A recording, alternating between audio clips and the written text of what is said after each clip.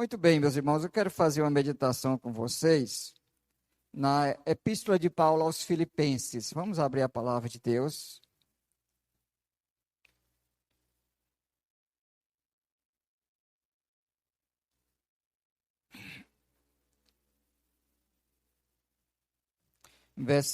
Capítulo 1, verso 12, até o verso 18. Filipenses, capítulo 1, verso 12, até o 18. Filipenses 1, 12 até 18. Diz assim: Quero ainda, irmãos, cientificar-vos de que as coisas que me aconteceram têm antes contribuído para o progresso do Evangelho. De maneira que as minhas cadeias em Cristo se tornaram conhecidas de toda a guarda pretoriana e de todos os demais. E a maioria dos irmãos, estimulados no Senhor por minhas algemas, ousam falar com mais desassombro a palavra de Deus. Alguns efetivamente proclamam a Cristo por inveja e porfia, outros, porém, o fazem de boa vontade. Estes por amor, sabendo que estou incumbido da defesa do Evangelho. Aqueles, contudo, prego a Cristo por discórdia, insinceramente, julgando suscitar tribulação às minhas cadeias. Todavia, que importa, uma vez que Cristo, de qualquer modo, está sendo pregado, quer por pretexto, quer por verdade, também com isso me regozijo. Sim, sempre me regozijarei. Que Deus abençoe a sua palavra em nossos corações. Meus irmãos, o autor dessa epístola, todos nós sabemos, foi o apóstolo Paulo. Escreveu aquela igreja de Filipos, essa igreja que ele mesmo fundou, que ele mesmo plantou. Atos capítulo 16 vai dizer a história da fundação dessa igreja. Essa igreja começa com 2 famílias e mais uma jovem que foi liberta de um espírito adivinhador. A família do carcereiro, de Filipos, quando ele estava na prisão, o apóstolo Paulo e Silas cantando, e houve um terremoto, as paredes caíram, as cadeias foram rompidas, e o carcereiro pensou que os presos tinham ido embora, e Paulo disse: não te faças nenhum mal, porque todos nós estamos aqui. E aí ele perguntou: Senhor, o que queres que eu devo fazer para ser salvo? Aí ele disse: crê no Senhor Jesus, será salvo tu e a tua casa. E a Bíblia diz que naquele mesmo instante, tendo lavado os vergões dos açoites, ele foi batizado juntamente com toda a sua casa, Então, nós temos a família do carcereiro, nós temos aquela jovem que foi liberta de um espírito adivinhador que dava grandes lucros, e nós temos uma terceira família, que é a família de Lídia, que ela se converte. A Bíblia diz que o Senhor abriu o coração e então ela entendeu a palavra de Deus. Então, era uma igreja que Paulo fundou e que começou com essas 3 pessoas, E a igreja floresceu, a igreja cresceu. E esta era uma igreja muito amiga do apóstolo Paulo. Era uma igreja cooperadora. Capítulo 4 dessa epístola narra o apóstolo Paulo agradecendo a oferta que recebeu, Paulo diz: não que eu procure o donativo, mas o que me importa mesmo é que isso traga fruto para vocês. Ele diz: eu sei viver na abundância, sei viver na escassez, sei viver honrado, sei viver humilhado, tudo posso naquele que me fortalece. Mas ele diz: vocês fizeram bem se associando comigo no tocante a dar e receber. Então, era uma igreja muito próxima do apóstolo Paulo. E quando o apóstolo Paulo escreveu essa epístola aos Filipenses, ele estava preso. Provavelmente em Roma, ou em Cesareia de Filipos, Mas eu sei que ele estava preso. E os irmãos estavam muito preocupados com ele, querendo saber notícia, querendo saber alguma coisa. Tanto é que no capítulo 2 ele envia 2 emissários, Timóteo e Epafrodito. Eles eram que levava e trazia as cartas. Apesar do apóstolo Paulo estar preso quando escreveu essa carta, o tema da carta de Filipenses é o quê? Qual é o tema da carta? Alegria. A palavra alegria e regozijo aparece mais do que qualquer outra palavra em toda a epístola de Paulo aos Filipenses. É de admirar, não é? Porque geralmente era para alguém reclamar, alguém murmurar, alguém falar mal até da fé, porque ele havia pregado, sido fiel, e acontece que ele está preso agora por amor ao Evangelho. E ele escreve essa carta para dar notícia aos irmãos. Os irmãos querem saber notícia, querem receber, né? E aí ele diz no versículo 12 do que nós lemos, nós vamos entrar agora no texto, Paulo diz assim: quero, irmãos, cientificar-vos de que as coisas que me aconteceram têm antes contribuído para o progresso do Evangelho. Então Paulo está dizendo, irmãos, não fiquem tristes por minha causa, não lamentem a minha situação, apesar de que eu estou nessa masmorra, né? Nesta prisão. Eu quero que vocês tomem conhecimento de que tudo o que me aconteceu tem contribuído para o progresso do Evangelho. Agora a pergunta é, quais foram as coisas que aconteceram a Paulo? O que foi que aconteceu com ele que contribuiu para o progresso do Evangelho? Vamos ver a listinha aqui. 2 Coríntios, capítulo 11. A partir do versículo 22. Paulo está aqui defendendo o seu apostolado, né? Porque alguns falsos mestres, falsos apóstolos, infiltrados-se na igreja de Corinto, dizendo que ele não era apóstolo, coisa nenhuma. E aí ele faz essa pergunta retórica aqui. São hebreus? Também eu. São israelitas? Também eu. São da descendência de Abraão? Também eu. São ministros de Cristo? Falo como fora de mim. Eu ainda mais. Agora vem a lista das coisas que aconteceram com ele. Em trabalhos muito mais em prisões, em açoites sem medida, em perigo de morte muitas vezes. 5 vezes recebi dos judeus uma quarentena de açoites, menos 1. Então foi 39. Fui 3 vezes fustigado com varas. Uma vez apedrejado, em naufrágio 3 vezes. Uma noite e um dia passei na voragem do mar.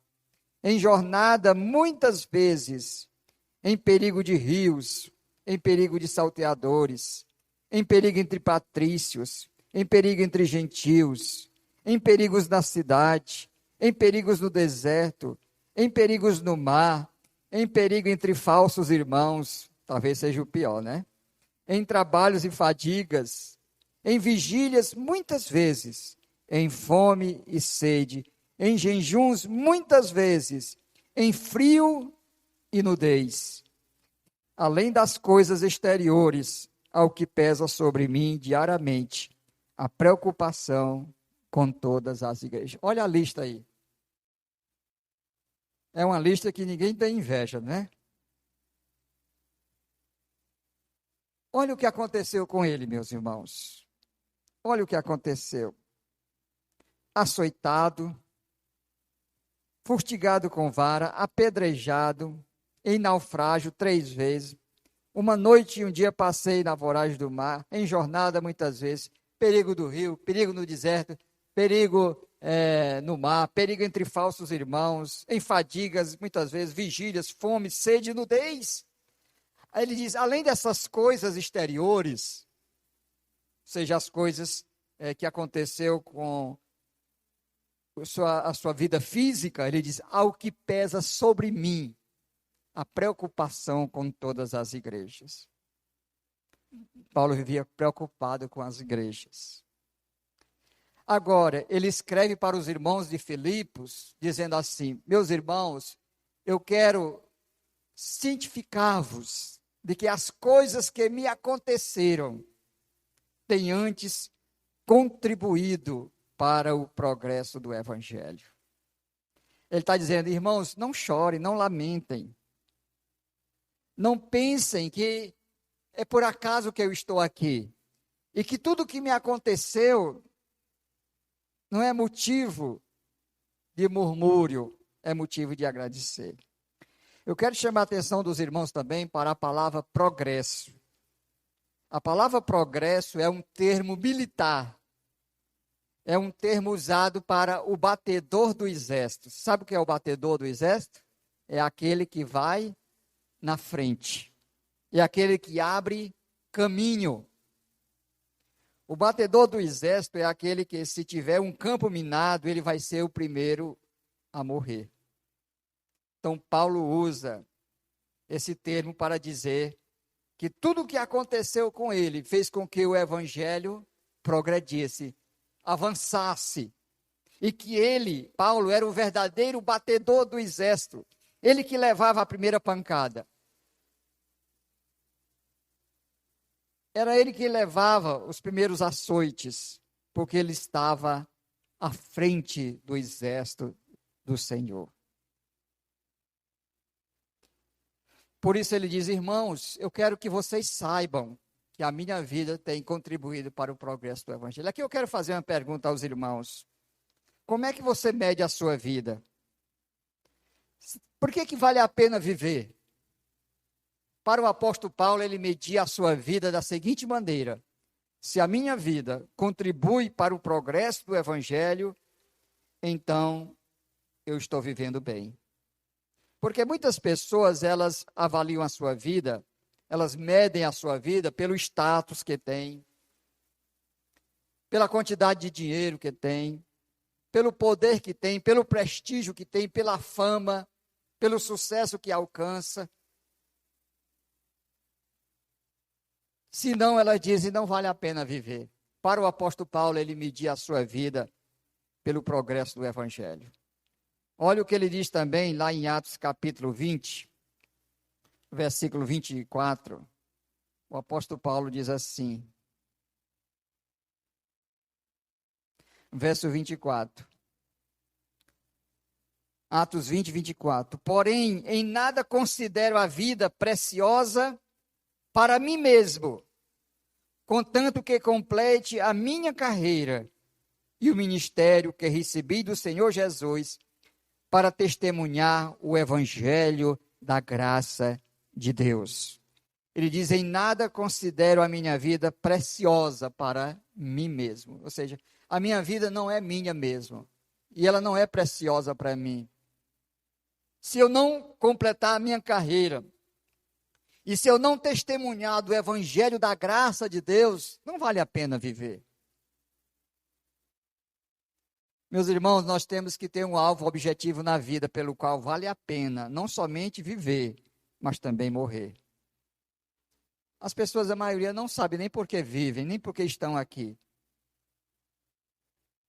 Para o apóstolo Paulo, a sua vida tinha sentido, porque a sua vida contribuía para o progresso do evangelho. Meus irmãos, se fosse qualquer um de nós, talvez estivesse lamentando, cheio de depressão, reclamando, olha, eu fui fiel, eu preguei o evangelho, onde Deus mandou eu fui, olha o que aconteceu comigo, estou preso. Eu só preguei o evangelho, só fui fiel, e o que aconteceu comigo? E os irmãos estavam preocupados, os irmãos de Filipe, eles diziam, eu quero que vocês tomem conhecimento de que tudo o que me aconteceu tem contribuído para o progresso do evangelho. Essa é a sua declaração geral. Agora ele vai ser bem específico. Continuando no texto lá de Filipenses, ele diz o seguinte, para provar que tudo o que aconteceu a ele contribuiu para o progresso do Evangelho. Versículo 13. De maneira que as minhas cadeias em Cristo se tornaram conhecidas de toda a guarda pretoriana e de todos os demais. Agora ele vai explicar por que tudo que aconteceu a ele contribuiu para o progresso do Evangelho. Não foi um retrocesso. Não era o fato dele estar preso que a palavra de Deus havia deixado de ser pregada, o Evangelho deixou de ser proclamado. Não, ele diz, olha, eu quero que vocês saibam que as minhas cadeias em Cristo se tornaram conhecidas de toda a guarda pretoriana. Irmão, sabe o que é a guarda pretoriana? Era a guarda de elite do imperador romano. A guarda de elite. Dizem que era composta mais ou menos de 700 homens a 2.000 homens. E eles ficavam sempre se revezando, trabalhando em turnos. E era praticamente impossível se evangelizar essa guarda. Por quê? Porque eles não tinham acesso. Onde é que o apóstolo Paulo ia pregar para eles, se não fosse preso? Como? Por isso que Paulo não está lamentando, ele diz, olha, as coisas que me aconteceram ajudaram para que o evangelho avançasse, para o progresso do evangelho. Eu sou um batedor desse exército, e esse exército tem avançado, e a palavra de Deus tem chegado até a guarda pretoriana. Meus irmãos, tem oportunidades que Deus nos dá, que se não for daquele jeito, a gente nunca vai aprender alguma coisa, e nunca vai ter oportunidade de pregar. Quando eu era ainda seminarista, nós tínhamos toda quarta-feira um grupo de oração que orava por missões, chamada AMEN, era Associação de Missões Estrangeiras e Nacionais. Naquele tempo, nós estávamos vivendo ainda na cortina de ferro, o comunismo, anos 80. Ainda hoje já tem muita perseguição nos países comunistas, países islâmicos e tal. Mas naquele tempo era pior. E a gente recebia correspondências de pessoas crentes na União Soviética. Naquele tempo não era Rússia, não, União Soviética mesmo. Né? E nós recebemos uma carta, e também era carta, viu? Não era WhatsApp, não. Naquele tempo era carta. De uma jovem que foi presa por ter pregado o Evangelho. E ela, aliás, a família dela lamentava muito, né? Porque ela era surrada, ela era agredida para ela negar o Senhor Jesus Cristo, que os países comunistas são assim. E a família dela enviou uma carta lamentando a situação dela. Ela diz, olha, não lamentem, porque se eu não tivesse aqui, eu não teria possibilidade de alcançar pessoas com o evangelho que lá fora eu não alcançaria. Por exemplo, aqui tem ex-prostitutas, viciadas. E aí eu estou tendo a oportunidade de pregar para elas. Então não lamente a minha situação. Nós recebemos essa carta, um testemunho vivo. E aí isso nos faz lembrar o apóstolo Paulo. Porque os irmãos de Filipe, que eram irmãos muito amados, estavam preocupados, logicamente, porque o seu apóstolo, o fundador da igreja, aquele que iniciou o trabalho missionário na cidade de Filipe, estava preso. Mas ele disse, não se preocupem.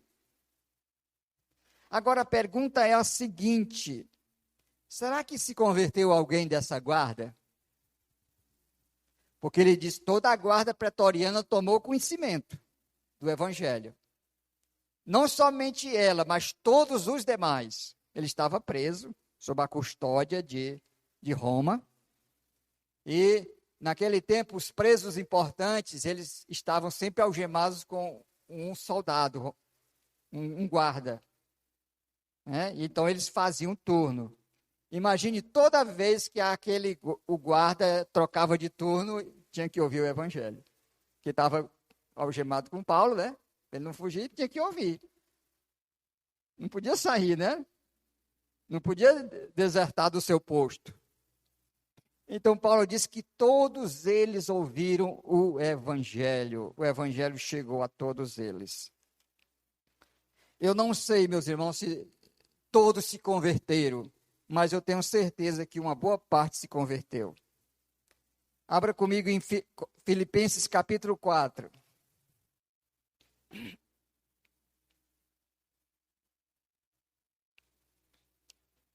Eu quero que alguém leia o versículo 22. Filipenses 4 e 22.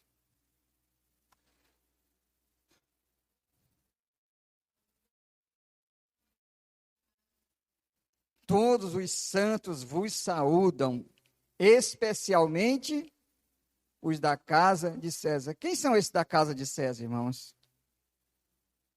A guarda pretoriana. A guarda do pretório. Onde Paulo não teria oportunidade de pregar para ele se não tivesse preso. Ele nunca ia para lá. Ele não teria acesso. Era a guarda de elite do imperador. E aí Paulo diz que todos os santos vos saúdam, os irmãos de Filipe. Ele diz, especialmente os da casa de César. Irmãos, nada é por acaso na nossa vida. Nada é por acaso. Deus tem um plano. Todas as coisas cooperam para o bem daqueles que amam a Deus. Esse mesmo apóstolo Paulo declarou isso lá em Romanos 8 e 28. Às vezes eu fico impressionado com a espiritualidade desse servo de Deus, do apóstolo Paulo. Você não vê uma linha de reclamação, de murmuração, de queixumes. A carta que ele escreveu, que ele poderia reclamar, era a carta de Filipenses, e é a carta cheia de alegria. Ele diz, alegrai-vos sempre no Senhor. Outra vez vos digo, alegrai-vos.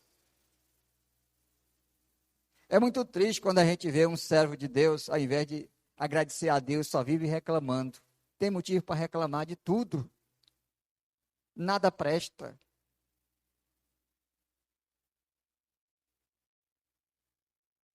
Quando nós reclamamos, eu disse outro dia aqui no culto de ação de graças, nós estamos dizendo que Deus não sabe cuidar de nós, porque Ele é o nosso Pai, Ele é o nosso pastor.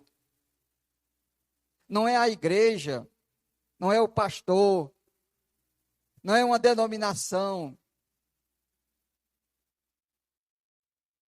O nosso Pai disse que cuidará de nós e Ele cuida. Ele diz, Davi diz, o Senhor é meu pastor e nada me faltará, e não falta. Agora, isso não elimina a dificuldade, a vicissitude. É tudo uma questão de ótica, irmãos. Quando nós vemos, como nós vemos as coisas. A vida nos dá a oportunidade, através das turbulências da vida, as vicissitudes que de outra forma a gente não teria. Então, Paulo está acalmando o coração dos irmãos de Filipe, dizendo, olha, não se preocupem. Tudo o que me aconteceu, e não foi pouca coisa não, viu? Contribuiu para o progresso do Evangelho. De maneira que toda a guarda pretoriana tomou conhecimento do Evangelho, e não somente eles, mas também os demais. Mas isso trouxe outra reação também. Verso 14, ele diz, e a maioria dos irmãos, estimulados no Senhor por minhas algemas, ousam falar com mais desassombro a palavra de Deus. Ele diz, isso incentivou os irmãos a pregarem. Isso mobilizou a igreja para pregar, porque eles estão vendo que se eu estou preso, não estou calado, por que eles estão soltos e vão ficar calados? E agora eles estão pregando sem medo, eles com mais desassombro a palavra de Deus. É por isso que Paulo rende graças ao Senhor. Porque Paulo diz, a minha vida contribui para o Evangelho. E isso se tornou exemplo para outros irmãos. Mas havia também alguns que pregavam a Cristo ele motivado por inveja. Ele diz, tentando suscitar tribulação às minhas cadeias. O que era isso? Talvez alguns disseram, olha, Paulo está preso, então vamos pregar, nós vamos ganhar mais alma do que ele. Só pode ser isso. Né? E aí Paulo, quando souber disso, vai ficar triste, constrangido. Aí Paulo diz assim, alguns, verso 15, efetivamente proclamam a Cristo por inveja e porfia. Porfia é divisão, né?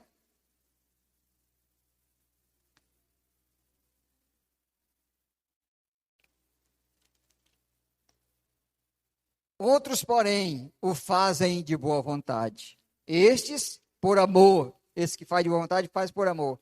Sabendo que estou incumbido da defesa do Evangelho. Aqueles, contudo, pregam a Cristo por discórdia, insinceramente, julgando suscitar tribulação às minhas cadeias. Ou seja, alguns fazem a coisa certa pela motivação errada.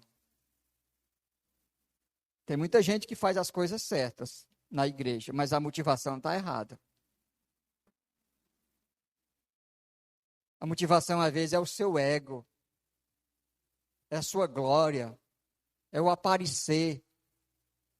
Paulo diz, eles estavam pregando a Cristo, mas estavam fazendo isso por discórdia, porfia, achando que eu ia ficar triste, tentando suscitar a tribulação às minhas cadeias. Mas olha a reação de Paulo.